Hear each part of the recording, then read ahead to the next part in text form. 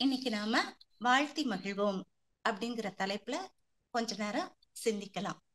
முதல்ல வாழ்த்துனா என்ன அப்படிங்கிறத பார்க்கலாம். வாழ்த்து அப்படின்னு சொல்லும்போது பிறர் நலமா வாழணும் அப்படிங்கிற ஒரு எண்ணத்தை சொல் மூலமா வெளிப்படுத்துறது தான் வாழ்த்து.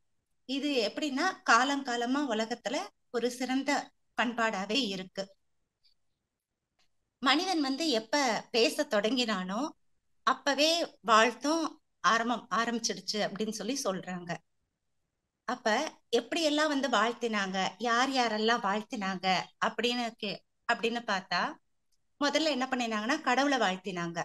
அதுக்கப்புறம் பெரியவங்க சின்னவங்களை வாழ்த்தினாங்க. அப்புறம் ஆசிரியர் மாணவர்களை வாழ்த்துறது, இப்படி வாழ்த்து வாய்மொழி வார்த்தைகளாவே தான் இருந்தது.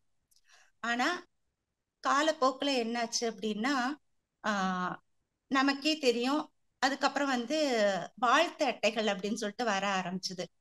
இப்ப அத ஒரு தீபாவளி, பொங்கல் இந்த மாதிரி பண்டிகை காலங்கள்லாம் வரும்போது நம்மளே பார்த்திருப்போம். எல்லா கடைகள்லயுமே விதவிதமான வாழ்த்து அட்டைகளை நம்ம பார்த்திருப்போம்.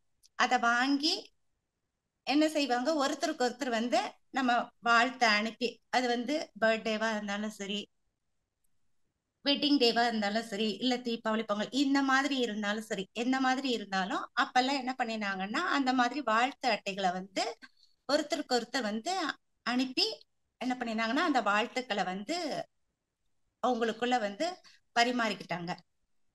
அதனால வாழ்த்துங்கிறது பார்த்தா அதுல என்ன அப்படி என்ன ஒரு இப்படி எல்லாம் பண்றதுனால என்ன ஒரு ஸ்பெஷலா இருக்கு அப்படின்னு பார்த்தோம் அப்படின்னா, வாழ்த்து சொல்றவங்களுக்கும் சரி, அதன் மூலமா என்ன நடக்குதுன்னா வாழ்த்து சொல்றவங்களுக்கும் சரி, அதன் அந்த வாழ்த்து கேட்கறவங்களுக்கும் இடையில ஒரு இனிமையான உணர்வு இருக்கிறத உணர்ந்தாங்க.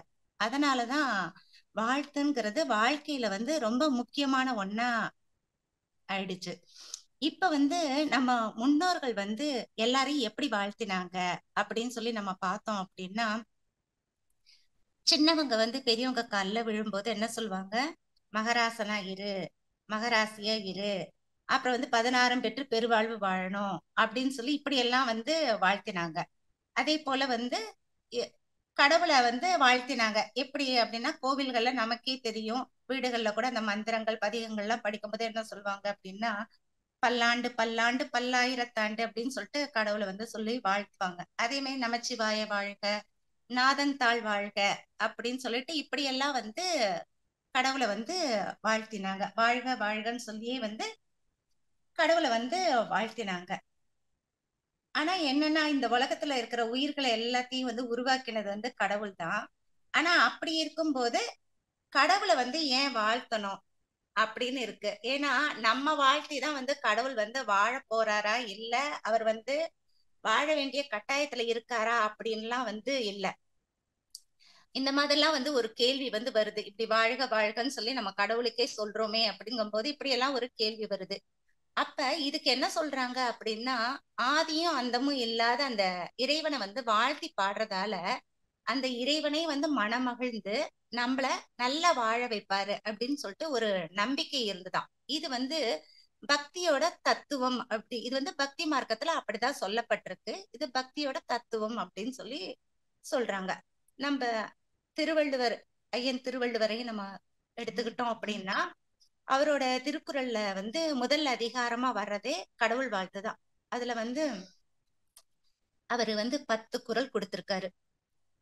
அப்ப இப்படி கடவுளை வாழ்த்துறது மூலமா ஏன் இப்படி எல்லாம் கடவுளை வாழ்த்தி பாடி எல்லாம் பண்றாங்க அப்படின்னு பார்த்தா, கடவுளை வாழ்த்துறது மூலமா தான் எல்லாரையும் வாழ்த்துற பழக்கமும் அப்படிதான் வந்தது அப்படின்னு சொல்றாங்க. அப்ப அடுத்ததா இப்ப ஒரு மன்னனை எடுத்துக்கிட்டோம் அப்படின்னா, ஒரு நாடாளுற மன்னனை எப்படி எல்லாம் வாழ்த்துனாங்க அப்படின்னு பார்த்தா, என்ன சொல்லுவாங்க, அவர் வரும்போதே ராஜாதிராஜ ராஜ கம்பீர ராஜ மார்த்தாண்ட இப்படியெல்லாம் என்னன்னா ஒரு வீர முழக்கத்தோட வாழ்த்துக்கள் ரொம்ப சத்தத்தோட இருந்து சொல்லுவாங்க. அப்ப அந்த ராஜா வரும்போது ஏன் இப்படியெல்லாம் வாழ்த்து சொல்லி வரவேற்று அவரை அரியணையில இருக்க வச்சு இப்படியெல்லாம் வாழ்த்துறாங்க அப்படின்னா, அப்படியெல்லாம் சொல்லும் போது அந்த மன்னனோட ஆட்சி ரொம்ப சிறப்பா இருந்ததா மக்கள் உணர்ந்ததாலேயே அந்த மன்னனை வாழ்த்தி வாழ்த்தி இந்த மாதிரிலாம் சொல்லுவாங்களாம். இப்படி வந்து இப்படி வாழ்த்துக்கு வந்து பார்த்தோம் அப்படின்னா வாழ்த்தி வாழ்த்தியே வந்து எல்லாரையுமே வாழ வைக்க முடியுது. அப்ப இந்த வாழ்த்துல வந்து அப்படி என்ன ஒரு ஸ்பெஷல் இருக்கு அப்படின்னு சொல்லி பார்த்தோம் அப்படின்னா, ஆஹ் அதாவது ஒரு மனிதன் அப்படின்னு எடுத்துக்கும் போது நாம சொல்லக்கூடிய அந்த வார்த்தைகளுக்கு வந்து ரொம்ப வலிமை வந்து ரொம்ப அதிகம். எப்படின்னா, நம்ம உதட்டுல இருந்து சொல்லக்கூடிய வார்த்தைகளை காட்டிலும் நம்ம உள்ளத்துல இருந்து வரக்கூடிய வார்த்தைகளுக்கு வந்து அதிர்வு வந்து அதிகமா இருந்தது. ஏன்னா உள்ளத்துல இருந்து வரக்கூடிய அந்த வாழ்த்து வந்து ஒரு உண்மை தன்மையோட வெளிப்படுறதாலேயே வந்து அதுக்கு வந்து ஆற்றல் ரொம்ப அதிகமா இருந்தது. அதே நேரத்துல எப்படிப்பட்ட வாழ்த்துக்கள் எல்லாம் வந்து கொடுக்கணும் அப்படின்னு நினைச்சாங்க அப்படின்னா, நேர்மறை வார்த்தைகளை மட்டுமே சொல்லி பயன்படுத்தணும் அப்படின்னாங்க. ஏன்னா அதனால கிடைக்கக்கூடிய பலன் வந்து கூடுதலாவே இருந்தது. அதையும் வந்து உணர முடியுது. ஆனா இது புரியாம ஒரு சிலர் என்ன பண்ணுவாங்கன்னா, வாழ்த்து சொல்றேன் அப்படின்னு நினைச்சிட்டு என்ன சொல்லுவாங்கன்னா, உதாரணத்துக்கு நீ நோய் இல்லாம இருக்கணும் அப்படின்னு சொல்லி வாழ்த்துவாங்க. அப்ப நோய் இல்லாம இருக்கணும் அப்படின்னு சொல்லி சொல்ற இந்த ஒரு வார்த்தை வந்து எதிர்மறை வார்த்தை. ஆனா அதுக்கு பதிலா வந்து எப்படி சொல்லலாம், ஆரோக்கியமா இருக்கலாம், ஆரோக்கியமா இரு அப்படின்னு நேர்மறை வார்த்தைகளை வந்து சொல்லி வாழ்த்தலாம். இத வந்து என்னன்னா நம்ம இதுல நம்ம சிலப்பதிகாரம் அதை எடுத்துக்கிட்டோம் அப்படின்னா, அதுல வந்து கோவலன் கண்ணகி அவங்க 2 பேரோட திருமணம் வந்து தெரியும். ஆனா அவங்களோட வாழ்க்கை வந்து அவ்வளவு வந்து சிறப்பா இல்லை. அது வந்து தோல்வியில முடிஞ்சது. என்ன அப்படின்னு என்ன அத பத்தி வந்து இளங்கோவடிகள் என்ன சொல்றாரு அப்படின்னா, கோவலன் கண்ணகியோட திருமணம் வந்து அதாவது எல்லாரும் ரொம்ப பெரிய அளவுல நடந்த அந்த கல்யாணம் வந்து எல்லாரும் கூடி இருந்து கொண்டாடக்கூடிய ஒரு திருவிழாவா இருந்தது. யானை மேல வந்து முரசு கொட்டி ஊர் முழுக்க வந்து கூப்பிட்டாங்களாம் அந்த கல்யாணத்துக்கு வர சொல்லி. ஆனா அப்படி எல்லாரும் வந்து இருந்து வாழ்த்தியும் அந்த திருமணம் வந்து நிலைக்கல. அவங்க 2 பேரும் வந்து ரொம்ப நாள் வந்து சந்தோஷமா இருந்தாங்களா அப்படிங்கறதுக்கு உண்டான அடையாளமும் இல்ல அப்படின்னு சொல்லி அவர் சொல்றாரு. என்ன அப்படின்னு பார்த்தா அவங்க 2 பேரும் இந்த திருமணத்துக்கு வந்த உறவினர்கள், சான்றோர், அப்புறம் வந்து அவங்களோட பெற்றோர், இவங்க எல்லாருமே என்ன பண்றாங்க, எல்லாருமே கோவலன் கண்ணகியை பார்த்து வந்திருந்த எல்லாருமே வாழ்த்துறாங்க. அவங்க பெற்றோரும் வாழ்த்துறாங்க. என்ன மாதிரி வாழ்த்துறாங்க அப்படின்னா, இல்வாழ்க்கையில நீங்க 2 பேரும் இணைஞ்சு இன்பமா இருக்கணும் அப்படின்னு சொல்லி வாழ்த்தினாங்களாம். ஆனா அதே நேரத்துல திருமணமாகாத கண்ணகியோட தோழிகளும் வந்து வாழ்த்தினாங்களாம். அவங்க என்ன சொல்லி வாழ்த்தினாங்க அப்படின்னா, கணவன் மனைவியா இருக்கிற நீங்க 2 பேரும் பிரியாமல், பற்றிய கரங்கள் பிரிந்து விடாமல், உங்கள் இருவருக்கும் துன்பம் நேராமல் மகிழ்ந்து வாழுங்கள் அப்படின்னு சொல்லி வாழ்த்தினாங்களாம். அவங்க வாழ்த்தினது வந்து இன்பமா இருக்கணும், சந்தோஷமா இருக்கணும் அப்படின்னு சொல்லி வாழ்த்தினது எல்லாமே வந்து உண்மைதான். ஆனா வந்து அவங்க உபயோகப்படுத்தின அந்த வார்த்தைகள் தான் வந்து எதிர்மறையானது அப்படின்னு சொல்லிட்டு இளங்கோவடிகள் வந்து குறிப்பிட்டு சொல்றாரு. அப்ப எந்த ஒரு வார்த்தையும் எப்படின்னா அத வந்து உணர்ந்து அனுபவித்து அத வந்து சொல்லணும் அப்படிங்கறத வந்து இங்க வந்து சொல்ற. அப்ப வாழ்த்து எப்படி சொல்லணும் அப்படின்னா, இந்த மாதிரி எதிர்மறை வார்த்தைகளை எல்லாம் தவிர்த்து மங்களமான சொற்களை பயன்படுத்தி வாழ்த்தணும் அப்படின்னு சொல்லி சொல்றாங்க. அதுக்குத்தான் வந்து நம்ம அருள் தந்தை அவர்கள் வந்து எப்படி கொடுத்திருக்காரு அப்படின்னா, வாழ்க வளமுடன் அப்படிங்கிற ஒரு வாழ்த்தை வந்து மந்திர சொல்ல நமக்கு எல்லாமே கொடுத்திருக்காரு. இத வந்து இந்த வாழ்க வளமுடன் அப்படின்னு நம்ம சொல்றது என்ன அதனோட இது அப்படின்னு பார்த்தோம் அப்படின்னா, நாம வந்து வாழ்க வளமுடன் சொல்றோம் அப்படின்னா, ஒருத்தரை வாழ்த்தும் போது அவங்களுக்கு வாழ்க்கையில எல்லா பேர்களும், அதாவது நம்ம சொல்லக்கூடிய அந்த 16 பேர்களும் அது எல்லாமே கிடைச்சு வாழ்க்கையில சிறப்பா வாழணும் அப்படிங்கறதுக்காக தான் இந்த வாழ்க வளமுடன் அப்படின்னு சொல்லி சொல்றது அப்படிங்கறத நம்மளோட அருள் தந்தை வந்து குறிப்பிட்டிருக்காங்க. இப்ப இதுல வந்து என்னன்னா, இந்த வாழ்க வளமுடன்கிற வார்த்தை வந்து எப்படி அவரு சொல்ல எப்படி அவருக்கு வந்து அவருக்குள்ள வந்துச்சு, எப்படி அவர் இந்த வார்த்தையை தேர்ந்தெடுத்து சொன்னாரு அப்படின்னு சொல்லிட்டு கேட்டாங்களாம். அப்ப வந்து இவர் இந்த வார்த்தையை சொல்ல ஆரம்பிச்ச அந்த வாழ்த்து சொல்ல ஆரம்பிச்சதே வந்து 1964ல இருந்து தான் வந்து இந்த வாழ்க வளமுடன்கிற அப்படிங்கிற இந்த வாழ்த்தை வந்து சொல்ல ஆரம்பிச்சாராம். அப்ப ஒருத்தர் வந்து கேட்டாராம், இந்த வார்த்தை உங்களுக்கு எப்படி வந்து நீங்க வந்து நீங்களா உருவாக்கினீங்களா எப்படி இந்த வார்த்தையை வந்து நீங்க சொல்றீங்க அப்படின்னு சொல்லி கேட்டதுக்கு அப்புறம் சொன்னாராம், எனக்கு வந்து இது வந்து உள்ளுணர்வா வந்தது. இந்த நான் வந்து தவம் பண்ணிட்டு இருக்கும்போது தவ நிலையில எனக்கு வந்து உள்ளுணர்வா கிடைச்சதுதான் நான் வந்து சொன்னேன். 2வது இந்த வார்த்தையும் வந்து ரொம்ப நல்லா இருந்தது. அதனாலதான் நான் வந்து வாழ்க வளமுடன் அப்படிங்கிற இந்த இதை வந்து வாழ்த்து சொன்னேன். இது வாழ்த்து மட்டும் கிடையாது, இது ஒரு மந்திரம் நிறைந்து சொல்லும் கூட. இதை சொல்லும் போது சொல்ல சொல்ல நமக்கு என்ன ஆகும் அப்படின்னா, அந்த வாழ்க வளமுடன்கிற அந்த அப்படிங்கிற அந்த வார்த்தையை வந்து நம்ம சொல்லும் போது அந்த உள்ள வந்து நாக்குல ஒரு மடிச்சு சொல்லும் போது என்ன ஆகும் அப்படின்னா, அது வந்து மேலெண்ணத்தை தொட்டு அதை வந்து அழுத்துது. அதே நிலையில என்ன ஆகுது அப்படின்னா, அதை அழுத்தும் போது அந்த மூளையில அது வந்து மேலெண்ணத்தை தொட்டு அழுத்தும் போது இந்த நிலையில அந்த மூளையில வந்து, ஏன்னா அது வந்து என்ன ஆகுது அப்படின்னா நேரடியா பீனியல் கிளாண்டை தான் அது வந்து டச் பண்ணுது. அப்ப மூளையில இருக்கக்கூடிய அந்த செல்கள் எல்லாமே என்ன பண்ணுதுன்னா தூண்டப்பட்டு வான்காந்தத்துல கலந்து நமக்கும் பிரபஞ்சத்துக்கும் என்ன பண்ணுதுன்னா ஒரு தொடர்பை வந்து ஏற்படுத்தி விட்டுடுது. அது மட்டும் இல்லாம நம்மளோட தலைமை சுரப்பி, உடல் இயக்கத்துக்கு ஆதாரமா இருக்கக்கூடிய தலைமை சுரப்பி, அதாவது ஆக்கினை சக்கரம் இருக்கக்கூடிய அந்த பிட்யூட்ரி அந்த சுரப்பியும் சரி, அதே மாதிரி மனதை இயக்கக்கூடிய அந்த தலைமை சுரப்பி துரிய சக்கரம் அப்படி நம்ம அதுவும் என்னன்னா அது இருக்கக்கூடிய பீனியல் கிளாண்டும் வந்து பார்த்தோம்னா நல்லா தூண்டப்பட்டு அதனால உடலும் மனமும் வந்து சிறப்பா வந்து செயல்பட வைக்குது. அப்ப இந்த நிலையில வந்து நாம நல்லா தவம் பண்ணி நம்ம மனம் வந்து நிலைக்கு வந்து நுண்ணிய நிலைக்கு வந்து வரும்போது நாம சொல்லக்கூடிய இந்த வாழ்த்து வந்து சீக்கிரமா வந்து செயலுக்கு வரும். அதாவது இதை எப்படி நம்ம சொல்லலாம் அப்படின்னா, எப்படி வந்து வாழ்த்து வந்து நுண்ணிய நிலைக்கு நம்ம போகணும் அப்படிங்கறத எப்படி சொல்லணும் அப்படின்னா, ஒரு வில் இருக்கு, ஒரு அம்பு இருக்கு. அந்த வில்ல வந்து நம்ம வந்து அம்பு விடுறோம் அப்படின்னா என்ன செய்யணும், அந்த நாணை வந்து நல்ல எந்த அளவுக்கு நம்ம வந்து பின்னாடி இழுத்து விடுறோமோ அந்த அளவுக்கு, எந்த அளவுக்கு அது பின்னாடி போகுதோ அந்த அளவுக்கு இழுத்து விடும்போது அந்த அம்பினுடைய வேகம் வந்து அதிகமா இருக்கும். அந்த மாதிரி நம்ம தவம் பண்ணி அந்த நுண்ணிய நிலைக்கு வரும்போதுன்னு சொல்லி சொல்றது. அப்ப அந்த நுண்ணிய நிலை அப்படின்னு சொல்றது எது அப்படின்னா, மனம் அமைதி நிலைக்கு. என்னன்னா அந்த நம்மளோட அந்த ஆல்பா டீட்டா டெல்டா இந்த ஸ்டேஜ் எல்லாம் வரும்போது நம்ம வந்து அந்த ஸ்டேஜ் வரும்போது மனம் வந்து அமைதி நிலையில இருக்கும். அப்ப நாம எண்ணக்கூடிய அந்த எண்ணத்துக்கும் சொல்லக்கூடிய அந்த வாழ்த்துக்கும் வந்து வலு அதிகம் அப்படிங்கறது நம்ம அருள் தந்தை அவர்கள் சொல்றாங்க. ஏன்னா நாம வந்து அப்ப வந்து அந்த இறைநிலையோட இணைஞ்சிருப்போமா, அதனால அப்ப நம்ம கொடுக்கக்கூடிய அந்த வாழ்த்துக்கு வந்து செயல் வேகம் வந்து ரொம்ப அதிகமா இருக்கும், சீக்கிரமா செயலுக்கு வந்துடும் அப்படின்னு இந்த வாழ்த்து சொல்றதுனால இதெல்லாமே வந்து இந்த மாதிரிலாம் வந்து நடக்குது. அப்ப அந்த நிலையில வந்து நம்ம வந்து கொடுக்கக்கூடிய ஒரு தடவை நம்ம சொல்றோம் ஒரு வாழ்த்து வாழ்க வளமுடன் அப்படின்னு நம்ம சொல்றோம் அப்படின்னா, அது வந்து 1000 தடவை சொல்லக்கூடிய வந்து பலனை வந்து தருமோ, எத்தனை 1000 தடவை சொன்னா என்ன பலன் தருமோ அந்த பலன் ஒரு தடவை சொல்லும் போதே அந்த அளவுக்கு பலனை வந்து கொடுக்கும். அப்ப நம்ம அதை உணர்ந்து அது அந்த தவ நிலையில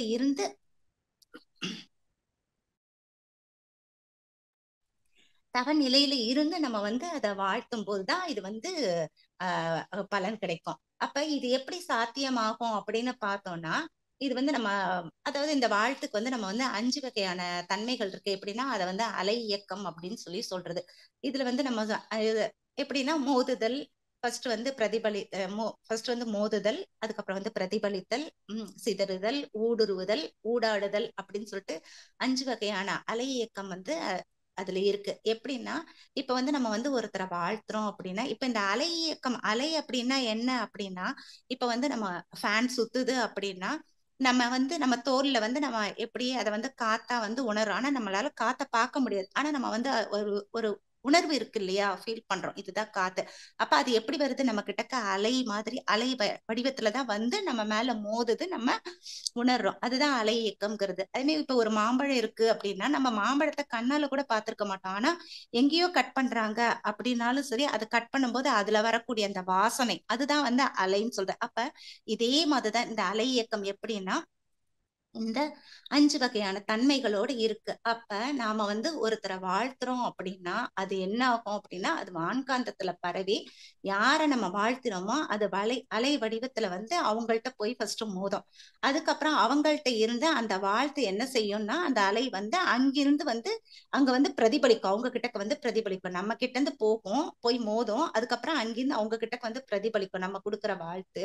அதுக்கப்புறம் என்ன ஆகும் அப்படின்னா சிதறும். அதுக்கப்புறம் என்ன ஆகும் அப்படின்னா அப்படி சிதறும். அதாவது இந்த பிரபஞ்ச களத்துல அதுதான் சிதறும். அதுக்கப்புறம் அது வந்து 2 பேருக்குள்ளயுமே பார்த்தோம் அப்படின்னா அந்த வாழ்த்து வந்து ஊடுருவி பெனட்ரேட் ஆகும். பெனட்ரேட் ஆகி என்ன ஆகும்னா ஒரு இனிமையான ஒரு உணர்வை வந்து கொடுக்கும். அதுக்கப்புறம் அவங்க வந்து நடுவுல வந்து எந்த ஒரு கான்டாக்ட்ஸுமே இல்ல, நடுவுல எந்த ஒரு தொடர்புமே இல்ல அப்படின்னாலும் சரி, ஆனா அந்த உணர்வு என்ன ஆகும் அப்படின்னா அந்த 2 பேருக்குள்ளயுமே ஆயுள் முழுவதும் வந்து அந்த ஒரு அது வந்து ஒரு உயிரோட்டமா எப்பயுமே வந்து அந்த ஒரு ஒரு இனிமையான ஒரு உணர்வை வந்து கொடுத்துக்கிட்டு இருக்கும். அப்ப இதுதான் வந்து இந்த 5 வகையான இது. அப்ப வந்து வாழ்த்துங்கிறது இப்படி மோதி பிரதிபலிச்சு இப்படி சிதறி இந்த மாதிரி ஒரு உயிரோட்டத்தை கொடுத்துக்கிட்டு இருக்கு. அப்ப வாழ்த்து வாங்கியவங்க ஒருத்தர் சொல்றாங்க அப்படின்னா ஒரு தடவை பயனடைறாங்க அப்படின்னா வாழ்த்து சொன்னவங்களுக்கு வந்து இப்ப வாழ்த்து நான் சொல்றேன் அப்படின்னா எதிரில இருக்கவங்க வாழ்த்து வாங்குறாங்கன்னா அவங்களுக்கு ஒரு தடவை தான் அதனோட பலன் கிடைக்கும். நல்லா என்ன நினைச்சு நம்ம வாழ்த்தினாலுமே சரி, ஆனா அதே பலனை வந்து 2 தடவை வந்து எனக்கு நான் அந்த இன்பத்தை வந்து நான் அனுபவிப்பேன், நான் சந்தோஷத்தை அனுபவிப்பேன். ஆனா அதுக்கு பதிலா ஒருத்தர் கெட்டு போகணும் அப்படின்னு சொல்லி நாம சாபம் கொடுத்தோம் அப்படின்னா அதே மாதிரி அந்த சாபமும் என்ன ஆகும், இந்த பிரபஞ்ச காலத்துல வான்காந்தத்துல ஒரு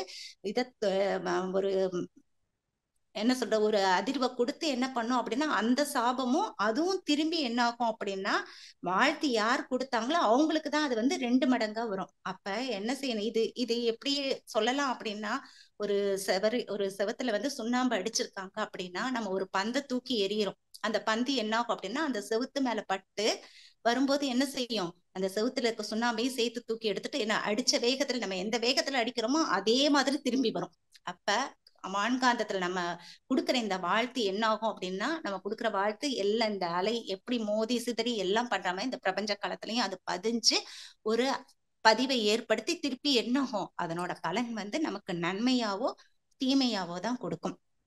அதனால நம்ம என்ன செய்யணும் அப்படின்னா நம்ம வந்து துன்பம் கொடுக்கறவங்கள துன்பம்ங்கிறத கொடுக்கறத விட்டுட்டு 2 மடங்கு இப்படி வருது அப்படின்னா நம்ம என்ன பண்ணணும், நம்ம நல்லதே நினைச்சு வாழ்த்திக்கிட்டு இருக்கணும். அப்ப இப்ப நமக்கு வந்து பகைவர்கள் எல்லாருமே இருப்பாங்க, அவங்களையும் என்ன செய்யலாம் அப்படின்னா நம்ம வந்து வாழ்த்தி வாழ்த்தியே நம்ம வந்து வசப்படுத்தலாம். அப்ப சரி மனிதர்களை மட்டும்தான் வாழ்த்தணுமா அப்படின்னு கேட்டா ஓரறிவு தாவரம் ஒரு செடி கொடி எதுவா இருந்தாலும் சரி அதுல ஒரு சின்ன குறை, ஒரு பூக்கு அது ஒரு பூ பூக்கல, அது வந்து அது வந்து அடுத்தடுத்த வளர்ச்சி கட்டத்துக்கு அது வந்து தன்னை வந்து மாத்திக்க முடியாம வந்து அதுக்குள்ள ஒரு குறை இருக்கு அப்படின்னா அந்த ஒரு செடியை வாழ்த்தினா கூட என்ன ஆகும் அப்படின்னா அதுல இருக்கிற குறை வந்து போகும். அது பூக்காத ஒரு செடி கூட என்ன ஆகும் அப்படின்னா நம்ம அதை தொட்டு அதோட வந்து நம்ம வந்து உயிர் கலப்பு செஞ்சு அதோட நம்ம வந்து நீ வந்து நீ நல்லா பூ பூத்து கொடுப்ப, காய் காய்ப்ப, எங்களுக்கு கனிகளை கொடுப்ப அப்படின்னு சொல்லி அதை வந்து நம்ம வந்து அரவணைச்சு நம்ம அதை வாழ்த்தும் போது என்ன ஆகும் அப்படின்னா அந்த செடியில இருக்க குறையும் போய் அது நல்லா வந்து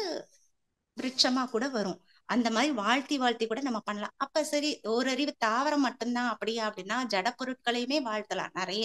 நமக்கு ஏதாவது ஒரு ஒரு எந்த ஒரு பிரச்சனையா இருந்தாலும் சரி நமக்கு அந்த நேரத்துக்கு ஒரு அவசரத்துக்கு நமக்கு ஒரு பிரச்சனை இருக்கு, எந்த ஒரு பொருள்லயுமே வந்து இது சரியா வேலை செய்யல அப்படின்னா ஜட பொருட்கள் எதுவா இருந்தாலும் சரி நம்ம வாழ்த்தும் போது அதுவுமே பார்த்தா கண்டிப்பா வந்து அது நம்ம வசப்படும். உதாரணத்துக்கு எங்க வீட்டுல எல்லாம் சில சமயங்கள்ல வந்து ஃப்ரிட்ஜ் கொஞ்சம் அப்பப்ப கொஞ்சம் மக்கர் பண்ணிட்டு இருக்கோம், ரிப்பேர் ஆயிட்டு இருக்கோம். வாழ்த்தி வாழ்த்தி தான் வந்து அப்பப்ப சரி பண்ணி அதுக்கப்புறம் தான் வந்து அதை வந்து கொண்டு போய் கடையில கொடுத்து சரி பண்ணி எடுத்துட்டோம். ஆனா அந்த நேரத்துக்கு எனக்கு வந்து சமயத்துக்கு உதவும். அந்த மாதிரி எல்லா பொருட்களுமே அது மட்டும்ங்கிறது கிடையாது, எந்த பொருட்களா இருந்தாலும் சரி. அப்ப ஜட பொருட்களுக்கும் சரி ஓரறிவு தாவரத்துக்கும் சரி அதே மாதிரி நம்ம வீட்டுல வளர்க்குற எந்த இதுவா இருந்தாலும் சரி பிராணிகள் விலங்குகளா இருந்தாலும் சரி எல்லாத்துக்கிட்டையுமே நம்ம எப்படி இருக்கணும் அப்படின்னா ஒரு அன்பும் கருணையுமா அந்த மாதிரி வாழ்த்தி வாழ்த்தியே நம்ம வந்து எல்லாத்தையுமே வந்து தாவரத்தையும் சரி மனிதனையும் சரி விலங்குகளையும் சரி நம்ம வசப்படுத்த முடியும் இந்த வாழ்த்தின் மூலமா. இப்படி இந்த வாழ்த்து வந்து நம்ம எப்படி வந்து எப்ப சொல்லலாம் அப்படின்னா தவம் முடிஞ்சு எப்படின்னா நம்ம வந்து வாழ்த்துங்கிறது அப்ப ஸ்ட்ரைட்டா நம்ம சொல்ல மாட்டோம். என்னன்னா நேரடியா ஃபர்ஸ்ட் நம்ம சொல்றது என்னன்னா நம்ம வந்து அப்பா அம்மாவை வாழ்த்துறோம். அப்பா அம்மாவை வாழ்த்துறதுனால நமக்கு என்ன ஆகுது அப்படின்னா நம்மளோட ஆயுள் ஆரோக்கியம் இதெல்லாமே வந்து நல்லா நீடிக்கும். அதுக்கடுத்து நம்ம வந்து என்ன செய்யறோம் அப்படின்னா குருவை வாழ்த்துறோம். குருவை வாழ்த்தும் போது அவர் தானே நமக்கு வந்து நம்ம வந்து இந்த ஜீவன் வந்து அந்த பிரம்மத்தோட இணையறதுக்கு யாரு வழிகாட்டுறது யாருன்னா நம்ம குரு தான். அப்ப நம்ம அவரை வாழ்த்துறோம். நம்மளோட பதிவுகள் எல்லாம் போக்குறவர் அவர் தான். அப்ப நம்ம அவரை வாழ்த்தும் போது அவர் எப்பயுமே வந்து நம்மளோட உயிர் கலப்புல இருப்பார். அப்ப அப்பா அம்மா குருவை வாழ்த்துறோம். அதுக்கடுத்து என்ன செய்யறோம் அப்படின்னா தவம் முடிஞ்சதுக்கு அப்புறம் நம்ம என்ன செய்யறோம் தன் வாழ்த்து அப்படின்னு சொல்லிட்டு ஒரு வாழ்த்து கொடுக்குறோம். இது என்ன அப்படின்னு பார்த்தோம்னா இதை வந்து நம்ம சங்கல்பம் அப்படின்னு சொல்லலாம். எப்படி அப்படின்னா நம்மளோட வாழ்க்கைக்கு வந்து தேவையான அடிப்படை விஷயங்கள் வந்து என்னன்னு பார்த்தோம்னா ஒரு 5 இருக்கு. அதாவது இதுதான் நம்ம சங்கல்பம் சொல்றதா உடல் நலம், நீலாயுள், நிறை செல்வம், உயர் புகழ், மெய்ஞானம். இந்த 5மே வந்து ஒரு மனிதனுக்கு கிடைச்சிடுச்சு அப்படின்னா அவன் வந்து அதுக்கப்புறம் வாழ்க்கையில வந்து மனிதனுக்கு வந்து வேண்டி எனக்கு வேணும் அப்படின்னு சொல்லி கேட்டு பெற வேண்டிய அவசியம் வந்து எதுவுமே இல்லை. அப்ப இதுல வந்து நம்ம முதலாவது எடுத்துக்கிட்டோம் அப்படின்னா உடல் நலம். நம்ம உடம்பு வந்து நல்லா இருந்தாதான், ஏன்னா இதுதான் வந்து உடல் வந்து ஒரு வாகனம். நம்ம எதுக்காக வந்திருக்கோம் வாழ்வின் நோக்கத்தை தெரிஞ்சுக்கிட்டு திருப்பி நம்ம என்ன பண்ணணும் நம்ம முழுமை அடையணும். அப்ப அதுக்கு இந்த உடல் என்ன செய்யணும் நல்லா வந்து ஆரோக்கியமா வச்சுக்கணும். அப்ப அதுக்கு நல்ல சத்தான உணவுகள் சாப்பிடணும். உடலை நல்லா பராமரிக்கணும். அதே நேரத்துல உடற்பயிற்சி கண்டிப்பா செஞ்சாதான் உடல் வந்து நல்லா இருக்கும். அடுத்து நம்ம நீலாயுள் அப்படின்னு சொல்லி நம்ம பார்க்கும்போது நம்மளோட வாழ்நாள் வந்து 120 ஆண்டுகளை வந்து சொல்றாங்க. அப்ப இந்த 120 ஆண்டுகள் நம்ம வாழ்ந்தாதான் என்ன செய்ய முடியும் நம்மளோட பதிவுகளை போக்க முடியும். அப்ப நம்ம எந்த பதிவும் இல்லாத ஒரு அடுத்த சந்ததியை உருவாக்கணும் அப்படின்னா 120 ஆண்டுகள் வந்து நம்ம வாழணும். 120 இல்லைனாலும் 100 ஆண்டுகளாவது நம்ம வாழணும். அப்ப அதுக்கு என்ன செய்யணும் காயக்கல்ப பயிற்சி கண்டிப்பா பண்ணணும். அதுவுமே காலையிலயும் பண்ணணும் மாலையிலயும் பண்ணணும். அப்ப இந்த நீலாயுள் இருக்கணும் அப்படின்னா நமக்கு வேணும் அப்படின்னா காயக்கல்பத்தை தவறாம பண்ணணும். அடுத்தது நிறை செல்வம் அப்படிங்கும் போது நம்மளோட அருள் தந்தை அவர்கள் வந்து இந்த சங்கல்பத்தை எப்படி உருவாக்கினார் அப்படின்னு பார்த்தா அவர் வந்து நெசவு தொழில் செஞ்சு அவர் வந்து ரொம்ப என்ன சொல்றது ரொம்ப கஷ்டத்துலயும் இருந்திருக்காரு. அதே மாதிரி 2 எக்ஸ்ட்ரீம்லயும் இருந்திருக்காரு.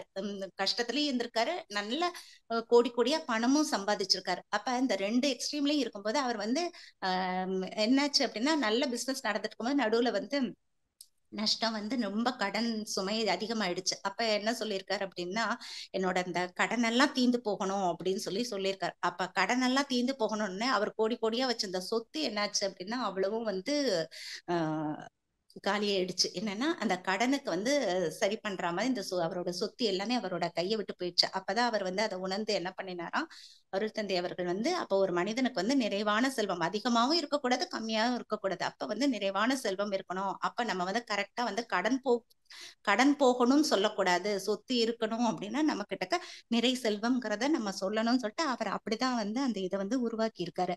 அப்ப நிறை செல்வம் உயர் புகழ் அப்படிங்கும் போது உயர் புகழ் அப்படின்னு சொன்னா சின்னதா கைவலி கால் வலின்னு யாராவது ஒருத்தவங்க வந்து மன்றத்துக்கே வர முடியலன்னு பக்கத்துல யாராவது சொன்னாங்கன்னா கூட நம்ம பக்கத்துல தானே வீட்டுல இருக்காங்க நம்ம சொல்லி கொடுத்துட்டு வந்தோம் அப்படின்னா அவங்க இது வந்து நம்ம எத்தனை வருஷம் கழிச்சாலும் சரி எப்பயுமே சொல்லிக்கிட்டு இருப்பாங்க. எனக்கு நீங்க அன்னைக்கு சொல்லி கொடுத்தீங்க. அதாவது காலத்தினால் செய்த உதவி வந்து ஞானத்தின் மான பெரிது. அதை என்ன பண்ணுவாங்க எப்பயுமே நினைச்சுக்கிட்டு இருப்பாங்க. அப்ப நீங்க சொல்லி கொடுத்தது இப்ப வரைக்குமே எனக்கு வந்து சரியா இருக்கு. அப்ப நமக்கு கிடைக்கக்கூடிய உயர் புகழ் வந்து இப்படிதான் இருக்கணும். அப்ப இதை வந்து சொல்லுங்க. அடுத்து உயர்ப்புகள் மெய்ஞானம். அதுக்கு வந்து நமக்கு குருவோட ஒரு வழிகாட்டல் இருக்கணும். அப்படி இருந்தாதான் நம்ம வந்து அந்த ஞானத்தை அடைய முடியும். இப்படி வந்து நம்ம சொல்லணும். இந்த 5ஐயும் நம்ம சொல்லி நம்ம சங்கல்பம் பண்ணும்போது முதல்ல நம்ம நல்லா இருந்தாதான் நம்மளோட குடும்பம் இது எல்லாமே சுற்றம் ஊர் உலகம் சொல்லிட்டு அதுக்கப்புறம் நம்ம நல்லா இருந்து எல்லாத்தையுமே வாழ்த்த முடியும். அடுத்தது நம்ம பார்த்தோம் அப்படின்னா அதென்ன உலகத்தை வந்து வாழ்த்தணும். உலகத்துல இருக்கக்கூடிய அரசியல் தலைவர்கள் எல்லாருமே ஒண்ணு சேர்ந்து இந்த போர் இந்த பகை அதுக்கப்புறம் இந்த இது குற்றம் கொடுமை இதெல்லாமே நடக்குது சமுதாயத்துல நடக்கக்கூடிய இது எல்லாத்தையும் சரி பண்ணணும் அப்படின்னா அவங்க எல்லாருமே ஒண்ணு சேர்ந்து எல்லாருக்குள்ளயும் இருக்கக்கூடிய அந்த உயிரறிவை வந்து அவங்க உணரணும். அப்ப இந்த ஒரு அரசியல் தலைவர்கள் எல்லாருமே ஒண்ணு சேரணும். அதுக்காக நம்ம வந்து உலகத்தை வாழ்த்திக்கிட்டே இருக்கணும். அடுத்தது மழை வாழ்த்து அப்படின்னு சொல்லி நம்ம சொன்னோம் அப்படின்னா மழை வாழ்த்து வந்து அடுத்தது வந்து வாழ்த்துக்கள்னு சொல்லி சொல்லும்போது கணவரை வாழ்த்தணும். வாழ்த்துக்கள்னு சொல்லி சொல்லும்போது கணவன் வந்து மனைவியை வாழ்த்தணும், மனைவி வந்து வாழ்க்கை துணை வாழ்த்தணும் அப்படின்னு சொல்லி சொல்றாங்க. அப்ப வாழ்க்கை துணைங்கும்போது கணவன் வந்து மனைவியை வாழ்த்தணும். எப்படி வாழ்த்துறது அப்படின்னா, 2 பேரும் அவங்களோட கர்ம வினைப்பதிவுகளை போக்கிக்கிறதுக்காக தான் வந்து திருமணமே நடக்குது. அப்ப 2 பேரும் வாழ்த்தணும் அப்படின்னு சொல்லிட்டு அருள் தந்தை அவர்கள் சொல்றாங்க. எந்த ஒரு மனக்கசப்பு இருந்தாலும் சரி வாழ்த்தும் போது அதெல்லாமே சரியாயிடும் அப்படின்னு. அதுக்கப்புறம் குழந்தைகள்னு சொல்லி சொல்லும்போது, குழந்தைகள் குறும்புத்தனம் பண்ணினா கூட குழந்தைகளை வாழ்த்தி வாழ்த்தியே நம்ம வசப்படுத்தலாம். அதுமாதிரி படிக்காத குழந்தைங்களையும் நம்ம வந்து படிக்க வைக்கிறதுக்கு நம்ம வாழ்த்தி வாழ்த்தியே நம்ம வந்து படிக்க வைக்கலாம் அப்படின்னு சொல்லி சொல்றாங்க. அதே மாதிரி அடுத்தது நம்ம பார்த்தோம்னா உடன் பிறந்தவர்கள் சொல்லி சொல்லும்போது நம்மளோட சக உதிரம். அப்ப அதுல வந்து நம்மளோட உயிர் கலப்பு இருக்கு. அப்ப அவங்களுக்கு ஒரு துன்பம் அப்படின்னா அந்த துன்பம் நமக்கும் தான். அதனால நம்ம வந்து அவங்களையும் எப்பயுமே வாழ்த்திக்கிட்டே இருக்கணும். உறவினர்கள் நண்பர்கள் அப்படிங்கும்போது சுற்றம் பார்க்கின் குற்றம் இல்லை. அப்ப எந்த குறையா இருந்தாலும் சரி நம்ம அதெல்லாம் பெருசுப்படுத்தாம எப்பொழுதுமே உறவினர்களை நம்ம வாழ்த்திக்கிட்டே இருக்கணும். நண்பர்கள் அப்படிங்கும்போது அவங்களோட நட்பு நலம் எப்பொழுதுமே நமக்கு தேவை. ஏன்னா எந்த ஒரு காலகட்டத்திலயும் வந்து நமக்கு பக்கத்துணையா உடனே வந்து உதவி செய்ய வர்றது வந்து நண்பர்கள் தான். அப்ப அதனால அவங்களையும் நம்ம வாழ்த்தணும். அடுத்தது தொழில்துறையில் அப்படின்னு சொல்லி சொல்லும் போது என்னன்னா நமக்கு மேல இருக்கக்கூடிய பாஸா இருந்தாலும் சரி, நம்ம வீட்டு வேலை செய்யறவங்க வந்து பாத்திரம் தேய்க்கிறவங்களா இருந்தாலும் சரி, இல்ல பால் போடுறவங்களா சரி, பேப்பர் போடுறவங்க, இவங்க எல்லாமே வந்து நம்ம கூட இருக்கிறவங்க தான். அதனால அவங்க எல்லாரையுமே நம்ம வாழ்த்தணும். அடுத்தது இன்னல் புரிவோர் எதிரிகளாக நினைப்போர் அப்படின்னு சொல்லி சொல்லும் போது அது வந்து நம்ம வந்து ஒரு வெறுப்புணர்ச்சி நம்ம வந்து வாழ்த்தணும். அவங்கள வாழ்த்தி வாழ்த்தியே நம்ம என்ன செய்யணும், நம்ம வந்து நம்ம வசப்படுத்திக்கணும். அப்ப பகை உணர்ச்சியை மனசுல வச்சுக்காம ஒரு விருப்பத்தோட வாழ்த்தும் போது அந்த வாழ்த்து வந்து அதுவுமே வந்து நல்லா செயல்படும். அப்ப இந்த வாழ்த்து எல்லாமே நம்ம வாழ்த்திக்கிட்டே வரணும். ஒரு கணவன் மனைவி வந்து சொன்னாங்களாம், எதிரிகளை வாழ்த்தணும்னு சொல்லி சொல்லும்போது கணவன் சொன்னாங்க, என்னோட எதிரியே வந்து மனைவி தான் அப்படின்னு சொல்லிட்டு இருந்தாராம்.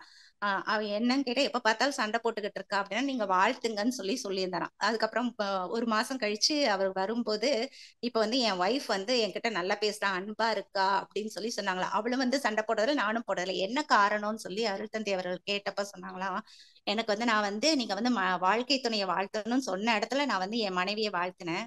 அதே மாதிரி நட்பு நலம் உறவினர்கள் நண்பர்கள்னு சொல்லும்போது அந்த இடத்துலயும் நான் வச்சு என் மனைவியை நினைச்சு வாழ்த்தினேன். நானு என் ஃப்ரெண்டா நினைச்சு வாழ்த்தினேன். அதுக்கப்புறம் பகைவர்களையும் வாழ்த்தணும்னு சொல்லும்போது அந்த இடத்துலயும் என் மனைவியை நினைச்சு வாழ்த்தினேன் நானு. அதனால இப்ப ஆனா வாழ்த்தி வாழ்த்தி இப்ப என் மனைவி வந்து என் வசமாகியிருக்கா. 2 பேருக்குள்ளயுமே வந்து இப்ப நல்ல ஒரு ஒற்றுமை இருக்கு அப்படின்னு சொன்னாங்க. அதனால அருள் தந்தை அவர்கள் சொல்ற இந்த வாழ்த்துக்கள் எல்லாமே நம்ம கரெக்டா நம்ம வந்து ஃபாலோ பண்ணினோம்னா எல்லாத்தையுமே நம்ம வசமாக்கலாம். அப்ப இது வந்து உலகத்தை வாழ்த்துறது வந்து சொல்லியாச்சு. அடுத்து மழை வாழ்த்துன்னு சொல்லும்போது மழை இல்லாம எதுவுமே எந்த ஒரு உயிரினமும் வாழ முடியாது. அப்ப மழை எப்படி அளவா பெய்யணும், சரியா பெய்யணும், நம்மளோட வாழ்க்கைக்கு தேவையான அளவுக்கு கரெக்டா பெய்யணும். இப்படி எல்லாமே என்னன்னா இப்படி வந்து என்னன்னா இப்படி நம்ம வாழ்த்திக்கிட்டே இருக்கணும். ஒரு நாளைக்கு நம்ம வந்து வையகத்தை வாழ்த்திக்கிட்டே இருக்கணும் அப்படின்னா நம்ம வாழ்த்துறதே கிடையாது. என்ன பண்றோம், ஆனா அதுக்கு பதில் நம்ம வந்து நிறைய பேசுறோம், டைமை வேஸ்ட் பண்ணிக்கிட்டு இருக்கோம், எல்லாம் பண்றோம். அதுக்கு பதில் வாழ்க வையகம் வாழ்க வையகம் வாழ்க வளமுடன் சொல்லிட்டு நம்ம சொல்ல சொல்ல என்ன ஆகும் அப்படின்னா உலகத்துல நடக்கக்கூடிய இந்த குற்றங்கள் குறைகள் எல்லாமே வந்து குறையும். ஏன்னா தனி மனித அமைதிங்கிறது வரும். எப்படின்னா இப்ப வந்து நம்ம வாழ்த்துங்கிறத வந்து சொல்றது வந்து நம்ம அது வந்து ஒரு இதுவாவே நம்ம எடுத்துக்கிறது கிடையாது. ஆனா கோவில்கள் எல்லாம் என்ன செய்யறாங்கன்னா தினமும் வந்து வாழ்த்தி வாழ்த்தி பாடுறாங்க, மந்திரங்கள் சொல்றாங்க. அதனாலதான் என்ன ஆகுது அப்படின்னா அங்க வந்து ஒரு ஆற்றல் களம் இருக்கு, அமைதி வருது. அதே மாதிரி நம்ம கோவில்கள்ல சொல்ற மாதிரி நம்மளோட மனவளக்கலை மன்றங்கள்ல அதை எடுத்துக்கிட்டாங்கன்னா கூட சரி, நம்மளோட மன்றங்களை தேடி வரக்கூடிய அன்பர்களும் சரி, இப்ப இணையத்தின் வழியா இணைஞ்சிருக்கிறவங்களும் சரி, முதல்ல வரும்போதே நம்ம அவங்க கேட்கக்கூடிய முதல் வார்த்தை என்ன அப்படின்னு பார்த்தா வாழ்க வளமுடன் அப்படிங்கிற ஒரு அந்த மந்திர சொல்லத்தான் வந்து நம்ம எல்லாருமே சொல்றோம். அப்புறம் என்ன கேட்கிறோம், உங்களுக்கு உடம்பு சரியில்லை. அவங்க என்ன சொல்றாங்க, வந்த உடனே இந்த வாழ்த்துக்களை கேட்கும் போது உள்ள வரும்போதே உடம்பு சரியில்லை அப்படிங்கிறாங்க, மனசு சரியில்லைங்கிறாங்க. நம்ம என்ன சொல்றோம், உடம்பு சரியில்லையா எங்கள்கிட்ட வாங்க, மனசு சரியில்லையா நாங்க பாத்துக்கிறோம். இப்படி எல்லாம் சொல்லக்கூடிய ஒரு நம்பிக்கையான வார்த்தைகள் என்ன அப்படின்னா, கோவில்ல இருக்கக்கூடிய அந்த வாழ்த்துக்கள் எந்த அளவுக்கு பலனை கொடுக்குதோ அதே மாதிரி இங்க மன்றத்துல நம்ம அறிவித்திருக்கோயில்ல சொல்லக்கூடிய இந்த நம்பிக்கையான வார்த்தைகளும் வாழ்த்துக்களும் என்னன்னா பல பேரை பல குடும்பங்களை வந்து வாழ வச்சிருக்கு. அதுக்கு நிறைய அனுபவங்கள் வந்து நம்மளோட ஆழியார்ல வந்து கொடுத்திருக்காங்க. அப்ப ஒரு மனிதன் வந்து துன்பத்தோட உச்சத்துல இருக்கும் போது வந்து அவனுக்கு வந்து பணமோ பொருளோ வந்து தேவையில்லை. நாம சொல்லக்கூடிய அந்த வாழ்த்து தான் வந்து என்ன அப்படின்னா அவனை வந்து அந்த கீழ்நிலையில இருந்து மேல கொண்டு வருது. அப்ப ஒரு மனிதன் வந்து தன்னோட வாழ்க்கை பயணத்துல ஒவ்வொரு காலகட்டங்கள்லயும் வந்து பல திருப்பங்களை சந்திக்க வேண்டியதா இருக்கு. அப்ப அந்த பயணம் வாழ்நாள் முழுவதும் இனிமையா இருக்கணும். அப்படின்னா அதுக்கு வாழ்த்தப்படணும். அப்ப அந்த பயணம் இனிமையா இருக்கிறதுக்கு என்ன செய்யணும்? கருவுல வந்து கரு உருவாகுறதுக்கு முன்னாடியே வந்து நம்ம வந்து வாழ்த்தணும். ஏன் அப்படின்னா, குழந்தை வந்து பிறக்குது, நடக்குது, படிக்குது, வேலைக்கு போகுது, அப்புறம் கல்யாணம் ஆகுது, அப்புறம் வந்து குடும்பம் வந்து விரிவடையுது, அப்புறம் என்ன ஆகுது, சமூகத்தோட ஒத்தும் உதவியுமா வாழுது. அப்ப இப்படிப்பட்ட பல நிலைகள்லயும் ஒரு மனிதன் வந்து எப்படின்னா, பல அந்த இது எல்லாத்தையும் கடந்து அந்த உயரத்துக்கு அவன் வந்து அந்த உச்சத்துக்கு போகணும் அப்படின்னு உச்சத்துக்கும் போகணும். அந்த மனிதன் மாமனிதனாவும் வாழணும் அப்படின்னா, இந்த மண்ல நல்ல வண்ணமா மனிதன் வாழறதுக்கு நம்ம வாழ்த்தி வாழ்த்தி மகிழ்வோம் அப்படின்னு சொல்லி இந்த சிந்தனையை நிறைவு செய்து கொள்கிறேன். வாழ்க வளமுடன். நன்றி அம்மா.